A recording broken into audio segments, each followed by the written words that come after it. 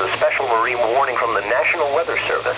The National Weather Service in Chicago has issued a special marine warning for nearshore waters from Winthrop Harbor to Michigan City, open waters from Winthrop Harbor to Michigan City out to Mid-Lake until 5:45 p.m. At 3:52 p.m., a line of strong thunderstorms located along a line extending from 6 nautical miles southwest of Winthrop Harbor to 25 nautical miles southwest of Michigan City, moving northeast at 40 knots. Hazard, wind gusts to nearly 50 knots. Source, radar indicated. Impact, small craft could be damaged and briefly higher winds and suddenly higher waves. Strong thunderstorms will be near Michigan City around 4:35 p.m. A tornado watch remains in effect until 10 o'clock p.m. for northeastern Illinois and northwestern Indiana.